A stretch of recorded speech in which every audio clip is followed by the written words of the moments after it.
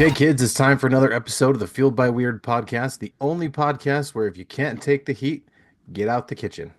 I'm Chris Daly, and today I'd like to welcome JaVon Stokes to the show. JaVon, how's it going, man? I'm good. How you doing, man? How's it going? I'm doing good, man. I'm glad to finally be able to meet you in person, kinda. Yeah, absolutely, absolutely. Thank you for having me on. I appreciate it. Absolutely. Glad to have you. All right, man. So we're gonna kick things off with an icebreaker question. My question Nice. tonight is, you must choose a fictional world that will become the new reality. Which one would you pick? Fictional world that would become the new reality. Sheesh. Because there aren't many that I want to live in. That's a tough one. That is a tough one. Fictional. The Jetsons? Okay, that works. That's probably the most idealistic version of the world that I could tolerate living in. Everywhere else sucks. That works. I think for me, just because I think it'd be cool if magic was real, I pick Harry Potter just because, or maybe something like in Marvel where the X-Men, wherever the X-Men take place, just to have just the opportunity to have magic or to have superpowers, I think would be kind of cool. So, It's funny. I posted on Facebook about how living in the Marvel or DC universe, no, living in the MCU is probably the most stressful man, place to to live. Insurance must be high. Therapists reign supreme. that would be crazy. Actually, I started with, a former buddy of mine. We started writing a series kind of taking place from the perspective of like people in the MCU, Okay, where because that's kind of an I right, think we thought that was kind of an interesting point of view for a story because you always hear, the story of all the heroes and what they do, but you don't very rarely ever hear from the regular citizen perspective. right. So yeah, Okay. I agree with you. That's kind of that would be very, very stressful place to live. You just walk outside and don't know if, your car's going to be there, if your car's going to be smashed or, picked up and thrown at somebody. You never know. Or if you vanish for 5 years, I don't There know. you go. Yeah, exactly. If you vanish for 5 years. So Oh, crazy. yeah, I can't even imagine. For real. All right, man. So, when you're not doing art, you're not making comic books, what are some of your hobbies that you're into? Uh, well, I'm a big sports guy. Okay. Love football, love Nice. basketball.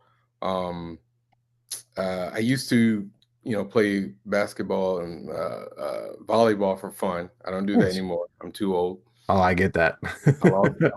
I lost it all. Yeah, yeah. Um, but I watch sports. I love WWE. Oh, dude, big time wrestling fan right Yeah, here. so Big I love time. WWE. I love Big time. AEW as well. I like Yeah, yeah. wrestling. Um, I'm spending time with my son, of course. Um, he keeps me busy. Uh, trying to think like other hobbies outside of like comics and stuff. There's not much. Just, like I said, I'm a sports guy. I like if I can go to a Patriots game, I'm gonna go. Nice. If I could sit and watch a good basketball game, I'm gonna do that. Um, I love movies too. I'm a big movie buff. Right on. Big, yeah, yeah. That's awesome. Yeah, and I know, just being a wrestling fan myself, matter of fact, I'm wearing a CM Punk t-shirt right There now. you But go. There you go. it that can take up a good chunk of your time just trying to get caught up in all the wrestling there is for the week. You know, I I tried for a long time to keep up, but now I've reached a point where I when I had cable, I used to just Yeah. DVR. Now I don't have cable anymore, so I'm just gonna. I don't even know how this is gonna work. I know they're going to It's Netflix soon, yeah. so I'm like, all right, cool. When you guys get to Netflix, I'll be there. It's so hard. And like I've kind of even to help me keep caught up, I've resorted. There's a couple of Facebook pages I follow that will post like this is Yeah. what happened like Yep. for each show, which is Yep. nice. It's a good way to Internet is keep my up friend. without, yeah, it's a good way to keep up without, watching all the BS that you just don't care about. It's a lot. It's a Yeah, lot. for sure. All right, man. So the holidays are coming up soon. Do you have any favorite holiday traditions that you like to try to squeeze in this time of year? Um, Outside of just spending time with my family, the biggest thing that I used to do that I try to do now is there's two movies that I will move heaven and earth to watch around Christmas time. One is Scrooged.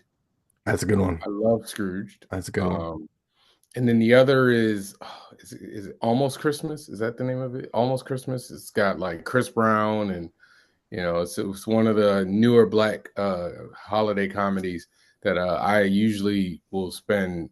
I will find time to watch it at some Nice. point.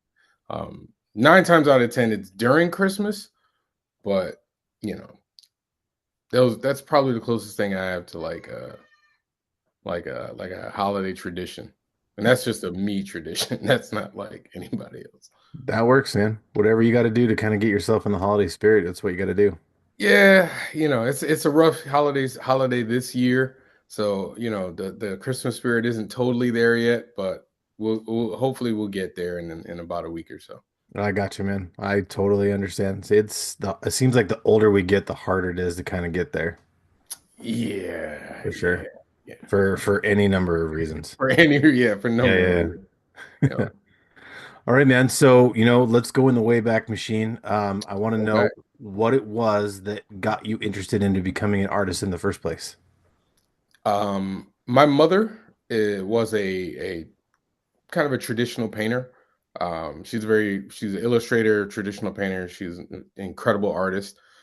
So I have followed in her footsteps my entire life, pretty much. Everything I've done, with the exception of comics, she's done.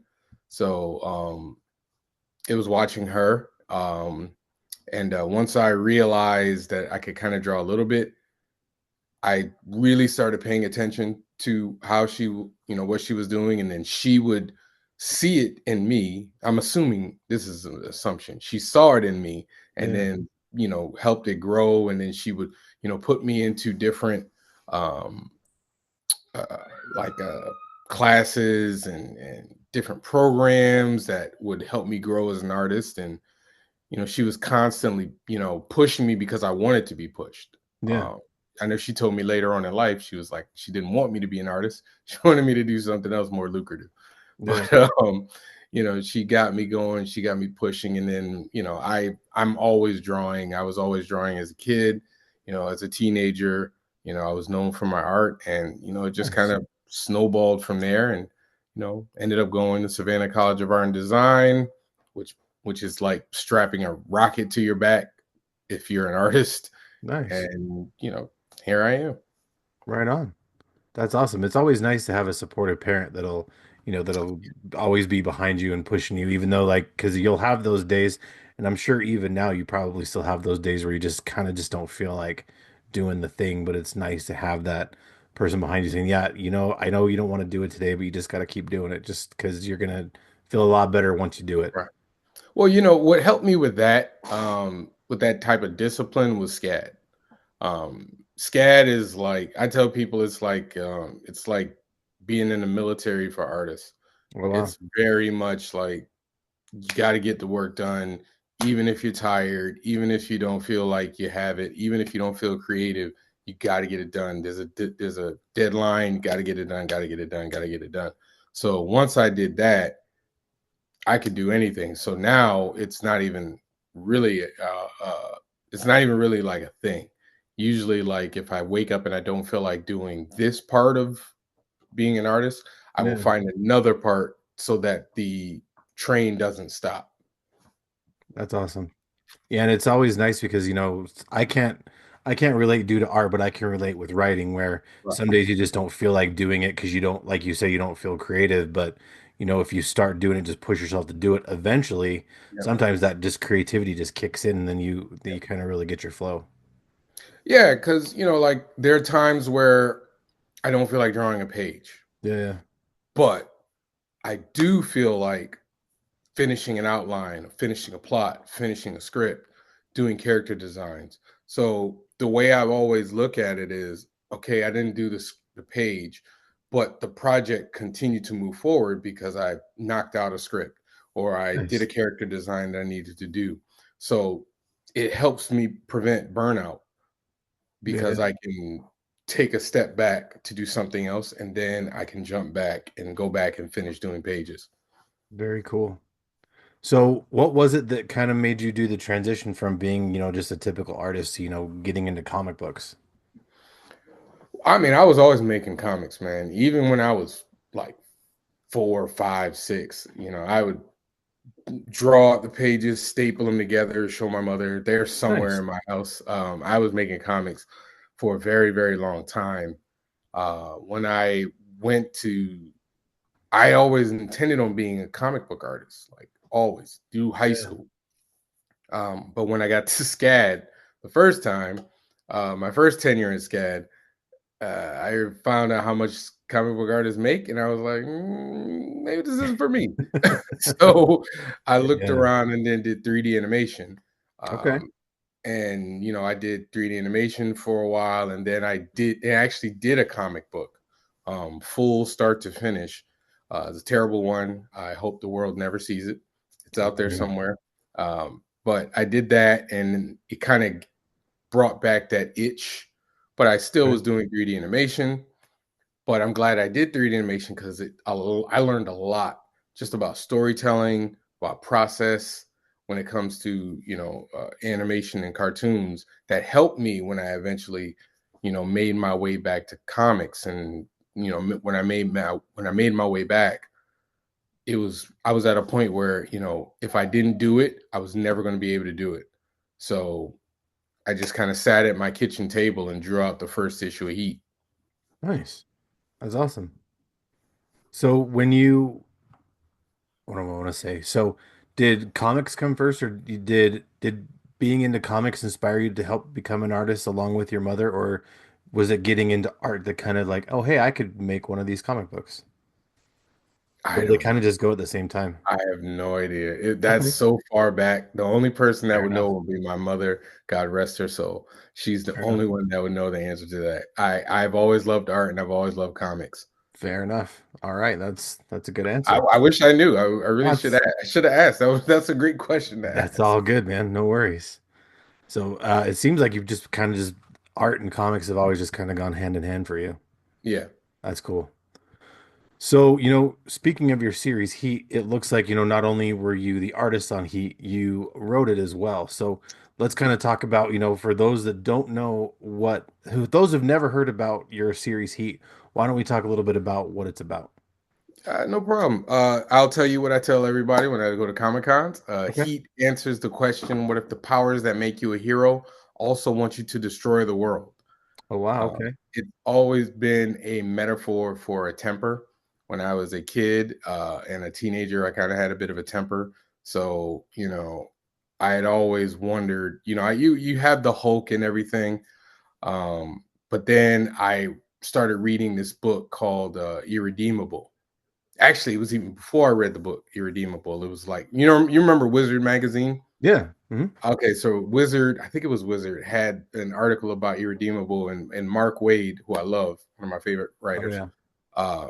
He kind of talked about, we always assume that superheroes are emotionally capable of being heroes, and that always stuck with me. So that combined with the temper kind of came together to create Heat. Heat controls light, heat, and fire. He's a young guy who's kind of aimless in his life until he gets superpowers and then realizes, okay, this is what I want to do. And then he thinks life gets easier, but it actually gets harder because, as we all learn in our 20s, once you start doing the thing that you want to do, life doesn't get easier. It just gets more difficult, even though you love what you're doing. That's So very it's a metaphor for a temper, it's a metaphor for your 20s, and it's a metaphor for emotional stability. Oh, man. That's awesome.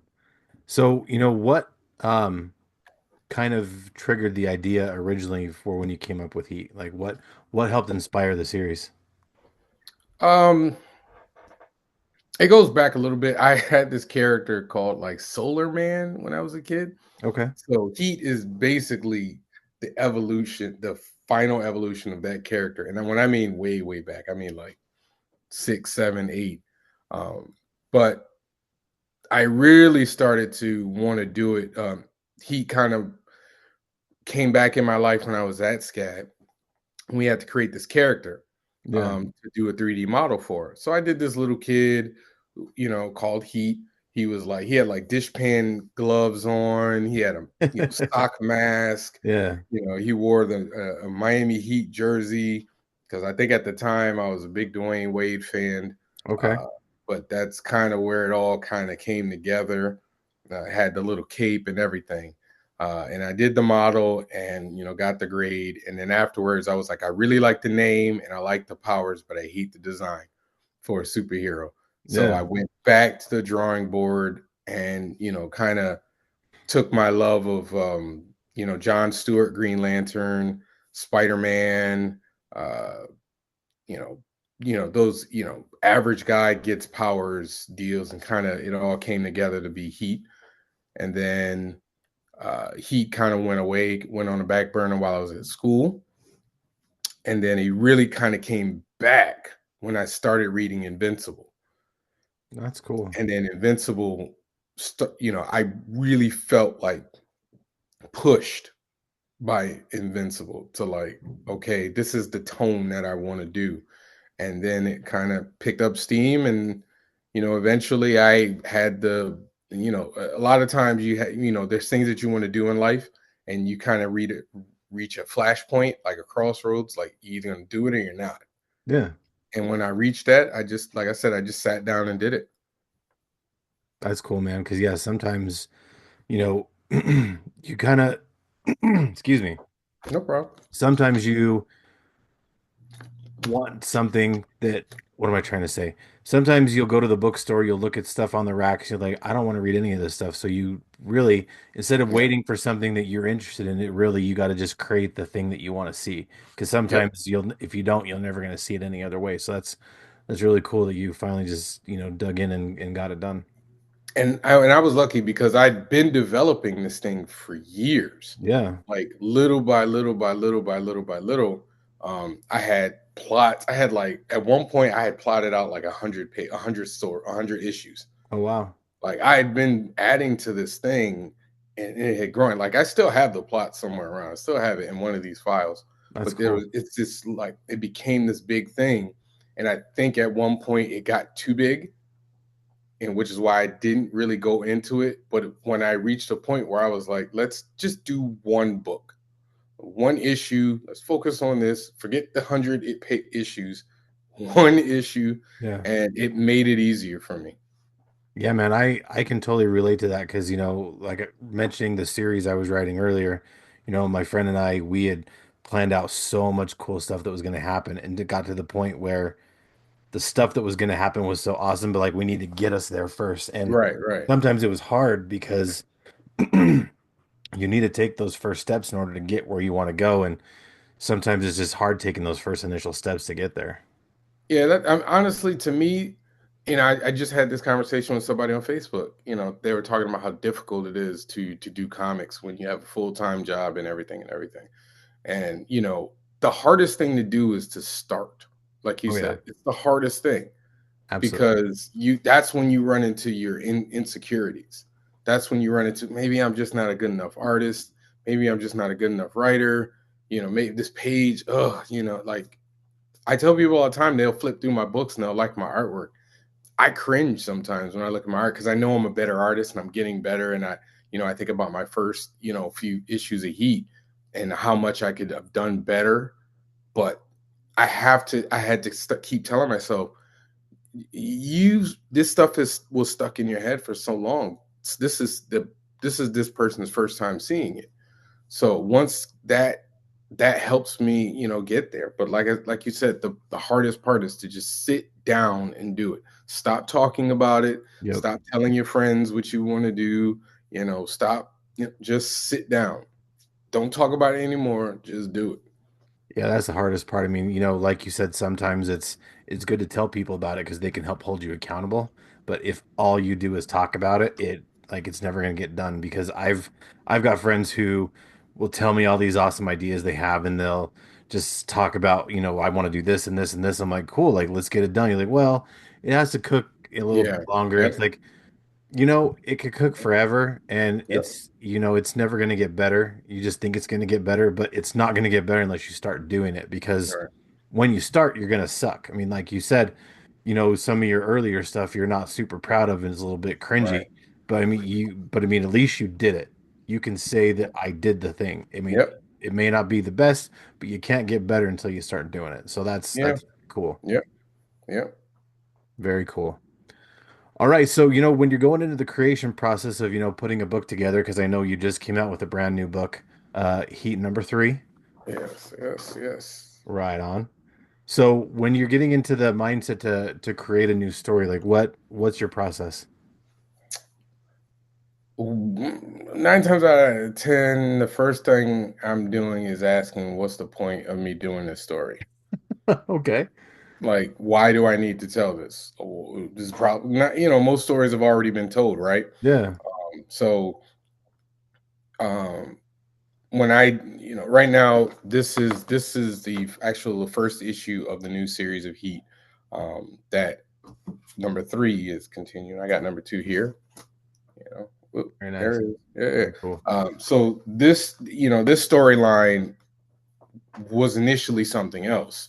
I was This storyline really was originally it was just Heat versus a bunch of bad guys.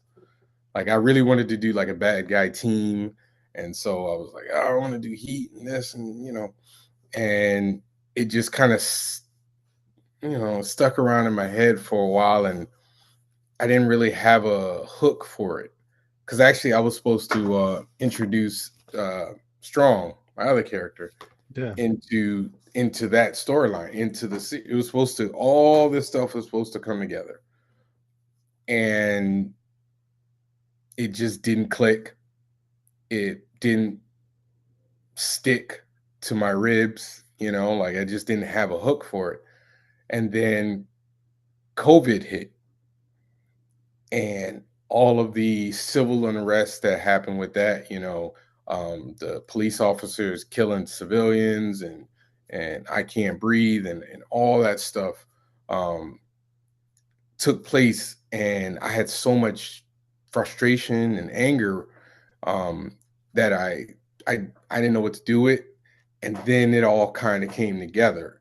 And so, this storyline in this one, for instance, I figured out the inciting moment is a young black man is killed by police officers in Heat's main city, Trinity City.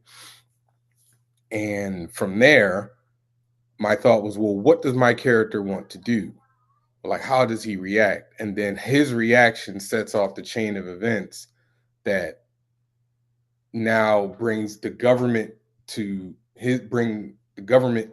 it, and their team of, and like I said, I wanted to do a group of bad guys, but Yeah. I thought, well, bad guys is, so I made them government agents. So they're a Okay. team of government superheroes. And Hmm. so the government is like, wait a minute, this superhero is losing his mind out there, you know. Yeah. Because in my world, metahumans are illegal.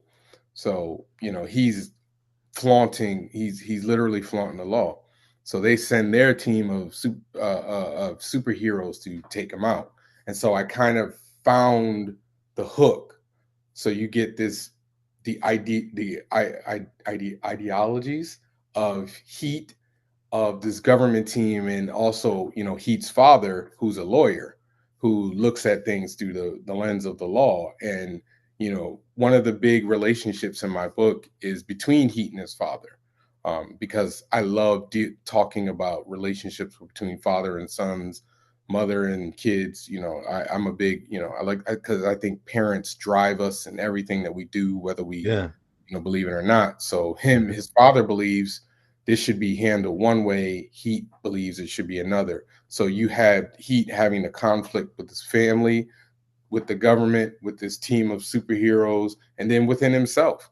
He's trying to figure out if he's doing the right thing. And then everything just kind of fell into place. And that's usually how I work. I have this kind of the kernel of an idea, and I just keep working it until it clicks. And then once it falls into place, everything else is It's easy after that. That's cool, man. I like that's a very interesting dynamic because, I agree with you. Kids don't realize how much their parents influence them until I think they're much older.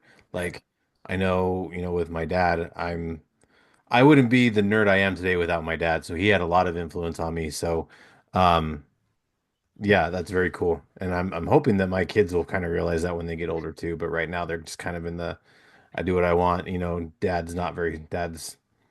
Dad doesn't know what he's talking about. He's just a Right, right. crazy old man. That's kind of where I'm at now. So hopefully one day we'll get to that point. Yeah, and then one of the things I really wanted to do is have the superhero have a family to have to deal with. Like his Yeah. mother and father are still there. His annoying little sister is there. You know, Yeah, yeah. most superheroes, I think people want to not have the family be involved, or creators don't want to have the family involved because you got to account for them. Like you can't, just wipe them to the side. And I Yeah. like big supporting cast. Like one of my, I love, I'm a big Spider-Man fan, and Spider-Man was known for years for having these huge supporting casts. Yeah. Invincible, huge supporting cast. Hmm. So I'm always adding characters to the supporting cast. So, Heat has his family, he has his father. His father is a huge influence in his life. His mother, in this storyline, in the point where the storyline is now, his mother actually and him are not on the same page. There's a little bit of frustration there, but that goes back to a previous storyline. I like to see, relationships evolve, and it's not just, you know, everybody is a superhero in his orbit. I like to see how one person being a superhero affects everybody else. Yeah. I like that because I think, I agree with you. I like the big supporting cast because it makes for a lot of interesting stories and gives you a lot of different threads that you can pull on, a lot of different directions you can go down. I think, and this is just my opinion, I think a lot of people will leave the supporting cast out just because it's too easy of a crutch to fall on. Like, oh, the bad guy is going to take the loved one, and now the loved one has to fight to get so, and yeah, that I mean, you could kind of just rely on that one a lot, but if you really kind of take your time with it, I think, like you said, you can use those, and it's interesting to see how those relationships develop and how they grow. Yeah, I did my I did that already with my I did a graphic novel, Heat the Black Flame, which is actually out of print but collected in here. So Nice. you can get it in the full graphic novel along with the first miniseries. I did the family being a part of the superhero action. And then now I'm showing the consequences of it in this book, That's cool. where it's like you have PTSD.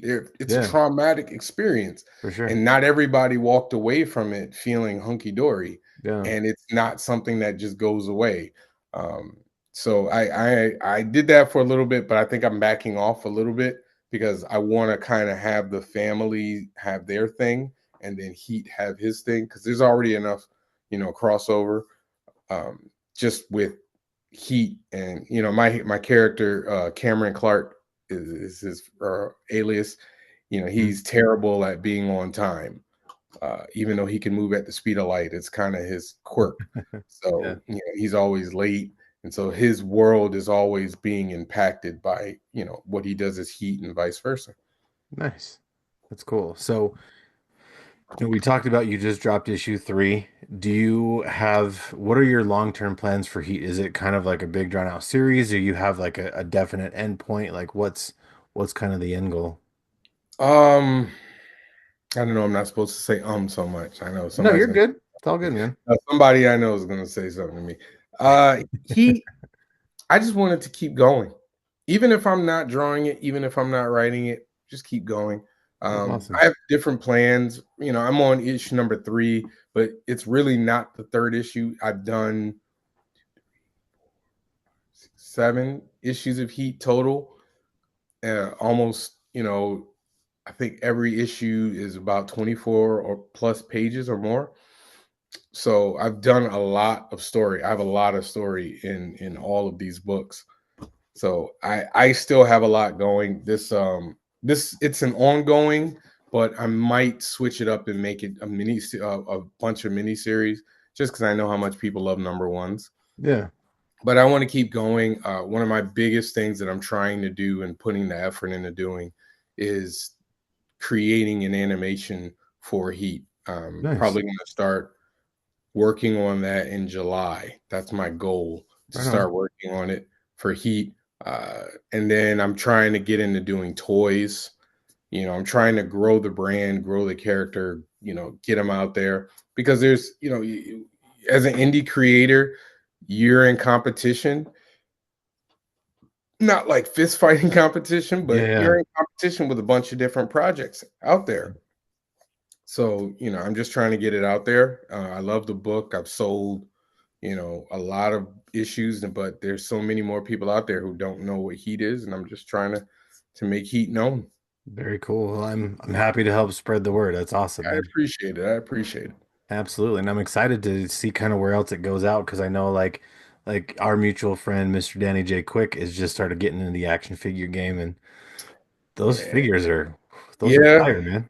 Yeah. Listen, Danny's my guy, and it's funny. Danny and I'm in competition with Danny, even if Danny doesn't know it. Because he'll do something, and I'm like, God, I wish I had thought of that. All Yeah. right, let me go do it too.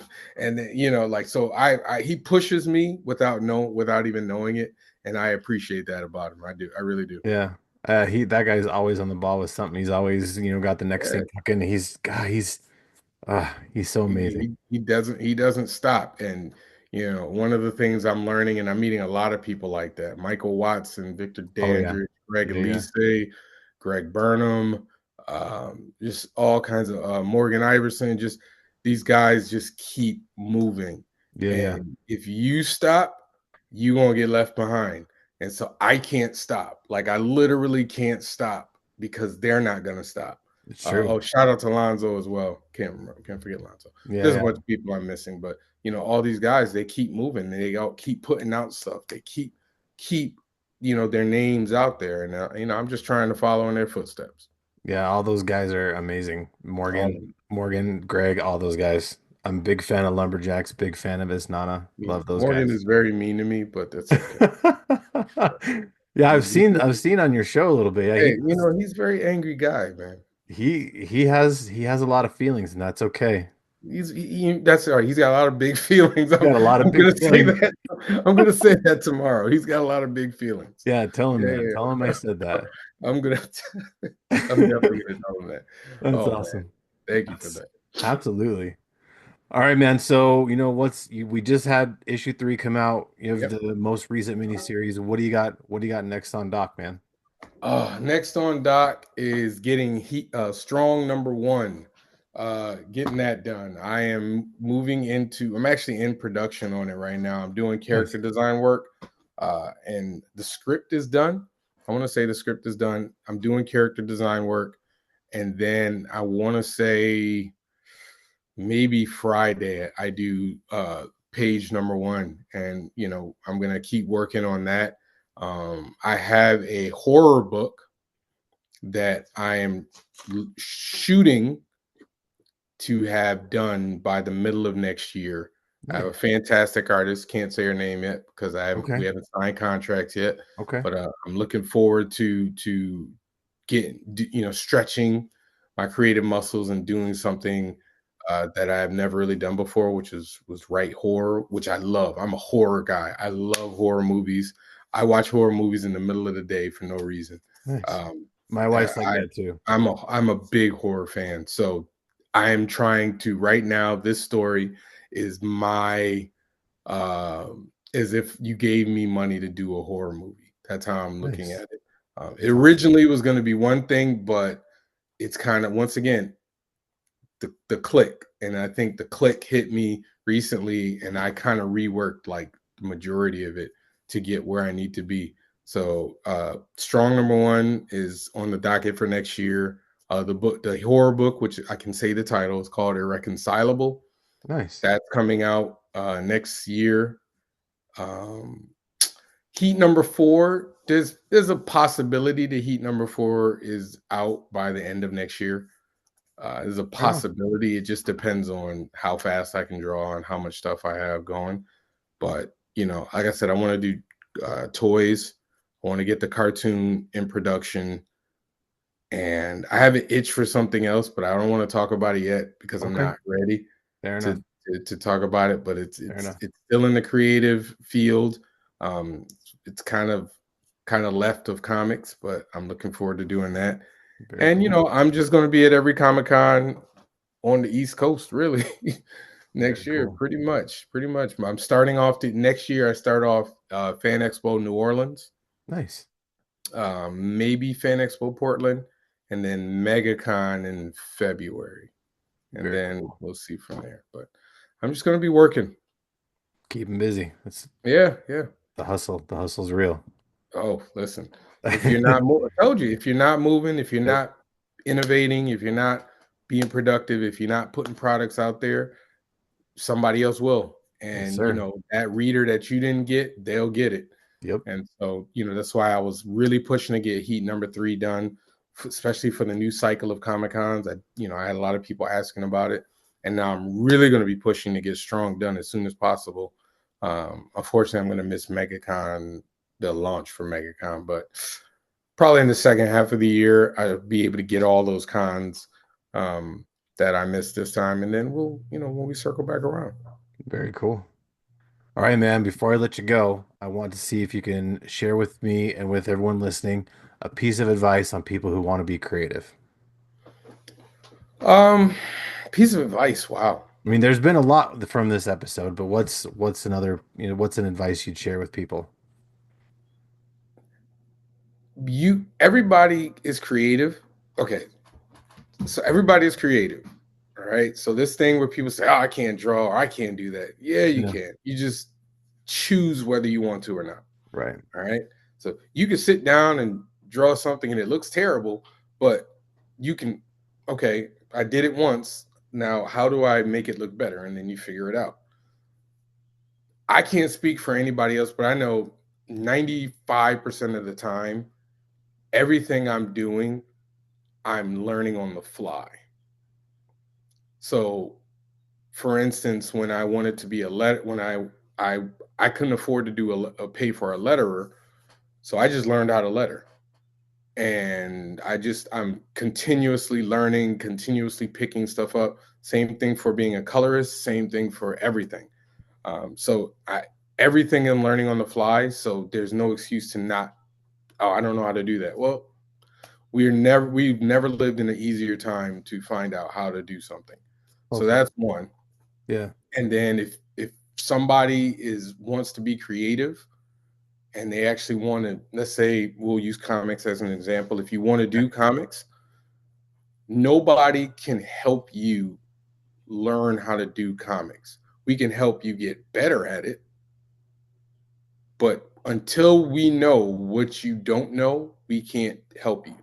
Yeah. So if you want to be in comics, make a comic, draw 5 to 10 pages, so you can then show somebody who knows how to do it, and they can go, okay, you can get better at this. You need to get better at this. You need to get better at this, because otherwise I can't help you. I get a lot of people who say, how do I get in the industry? And I just say, sit down and draw a book, or sit down and write a script, find an artist and get it done. And Yeah. then you can fill in your deficiencies from there. So you can't get better at something without doing it. So just sit down and do it. Don't be lazy. For sure. Yeah, I know there's been a lot of people who will like see my writing and they're like, "Oh, I wish I could write like that." Like you could if you wanted to. I mean, there's no reason that you can't. Everybody writes all the time. If like you said, everyone can be creative, they just choose either not to or they just choose to do something else instead, which is totally fine. Right. Fine. But like Right. even this podcast, for example, I have kind of been in and out of podcasting for like a decade, and for a while I just had someone who would edit for me because they just volunteered to edit. Mhm. They were another part of a show I was on. They just were like, I'm gonna do the editing. So when I want to do it by myself, I'm like, I don't know how to edit, but Dr. Google and Dr. YouTube, they're Yep. there for everybody. And so I Everybody just uses. I just looked up on YouTube how to edit, and I'm not the best at it, I know there are other things you can do that make you better, but for the most part, I know how to do it. I can put Right. it together and I can make it sound good. So yeah, like you said, there's really no excuse to not get out there and do something if you want to. It's just a matter of figure like, do you really want to do this or do you Right. just want to do it because someone else is doing it? Yeah, I mean, and everything is a sacrifice, right? Yeah. So, if you want to be in comics, and again, I just had this conversation where, a guy was like, "Oh, it's easier said than done, if you got a 40-hour a week job and, family and kids." And I'm like, "Dude, I've been making professionally these for about 13 years now. I've had a family and I've had a 40-hour a week job the entire time. You find time, you Yep. have to sacrifice some, You you have, got to give up something. you have to I make gave up time. video games. I used to play Madden, I used to play Spider-Man. I got a PS4. Uh, that thing collects dust now because every time I would pick it up and I'd be like, I gotta finish this paper, I gotta finish this page, and I just put it down. Yep. I just gave up something. You give up. Like, you don't get to hang out with the guys every week like you used to. Yeah. Or, maybe you don't get as much sleep as you want. I mean, when I first did my first book, I was getting no sleep. I was going to bed at 2:30 in the morning just to wake up at 6 something, 6 Yeah. 7 something to go to work. Hmm. I had to sacrifice something. I had to give up something for it. Yep. And most people don't want to do that. They don't want to give up that thing to get the thing that they want.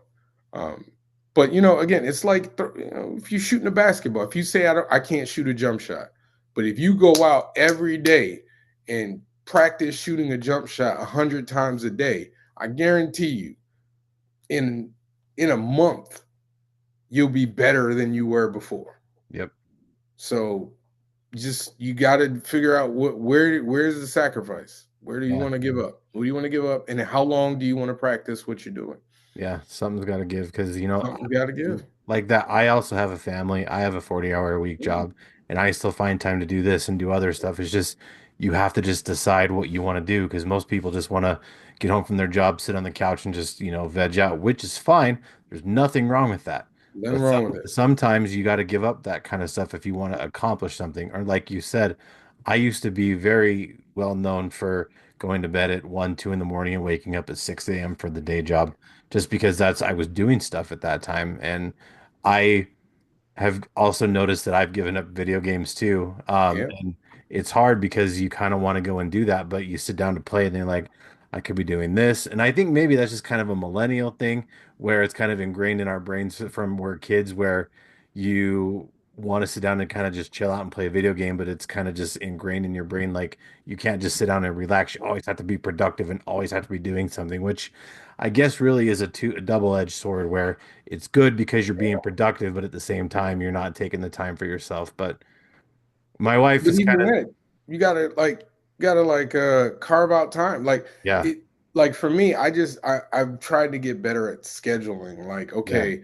so if like when the Patriots play, I'm like, okay, I'm carving out this time to do nothing yep, but watch this game.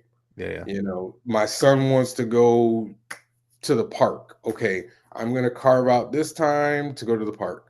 And that's what I'm doing. That's yep, my thing for the day where I get to shut it down. Or like, I used to not work on Saturdays at all. Like whatever, even before my son was born, I was yeah, like Saturday, whatever it is, if I'm going to go, to dinner, if I'm going to hang out with my friends, whatever, not going to do on Saturday. And that was my limitation. That was my cheat day.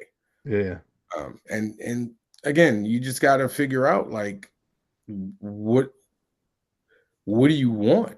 Like, do you want the dream or not? Got to figure Like out what works for you. I've given up. I basically gave up my weekends doing Comic Cons because I try to do as many Comic Cons as possible. Yeah, So that means maybe like half the weekends out the year, I'm working. the other half is dedicated. I got to give it to my son Yep. because he wants to do something. Okay, Saturday we got to go do something because I wasn't here last Saturday, so I got to be here this Saturday. Yep. There might be a month or two where I literally am not home because I'm traveling. I'm here, I'm there, I'm giving up my Saturdays, I'm giving up my Sundays. I missed the entire football season last year Oh because wow. I was in a con like every weekend, Yeah. or I was in some event every weekend because I wanted to do this. I wanted this to be the best it can be. Now, at some point down the line, I might chill out on that, but not until I reached whatever that goal is, that plateau in my head, Yeah. you know, but I'm not there yet. And, I enjoy it. That's awesome. And as long as you enjoy it, that's all that matters. Yeah. I For like sure. I like people giving me money for something that I drew. Yeah, Yeah. there you go. Yeah. Yeah, Yeah. what there's nothing wrong with that. You Listen, cannot be. I get a high every time to this day. Oh, you give me yeah, yeah, take it. Yeah. Woo. Put it in my pocket. Feel That's good. that's awesome, man. Bill just got paid. There you go. All right, man. Let's take a minute to let you plug whatever you want to plug. Where can we keep up with you online? Where can we find your stuff?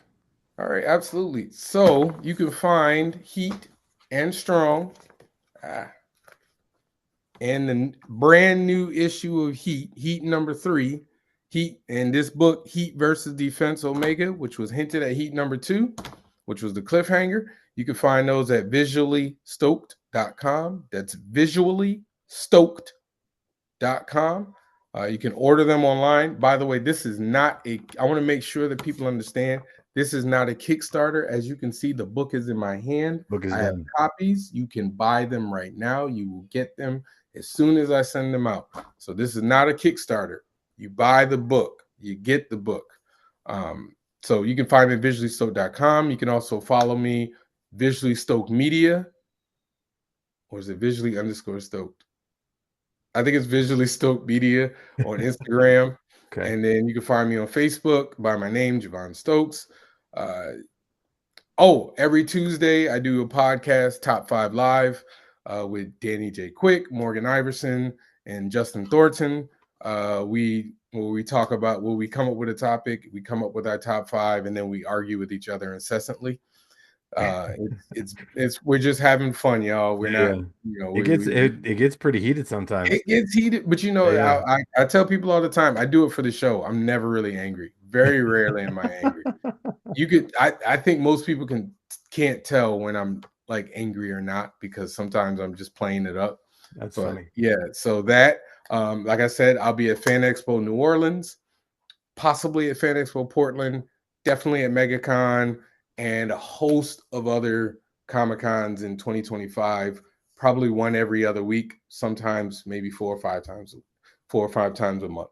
So Um, you can find me there. Please, like I said, jump on the Heat bandwagon right now. You can get Heat number 1, 2, 3, as well as the prequel graphic novel, 150 pages, full color, 2 complete stories. Uh, Plenty of storyline. You can jump in right now. Very cool. And I'll make sure we put the website and all the other links in the show notes so we Thank can you. get it out to everybody. Appreciate it. Before I let you go, I take a minute to thank Polygon Horizon, their song Pizza Force, the song we use for the show. They're a great band. Go check them out on Bandcamp. You can find me on Instagram, Facebook, and TikTok now at Fueled by Weird. Come check me out there. Send me an email at fueledbyweird@gmail.com. We could chat about whatever, be on the show, whatever you want to do. Find the show on YouTube, Spotify, wherever you get your podcasts, and now on the Spotlight Media GA app, along with the rest of the Stay Weird Network shows, the Nerdy Man Room show with Hassel and Monster, Hassel's Review, and Big Rob's House of Entertainment, and No Chinese Food. Now, Stay Weird Network, it's a brand new podcast network dedicated to bringing some awesome back to the internet. Find us on Instagram and YouTube at stayweirdnetwork@gmail.com.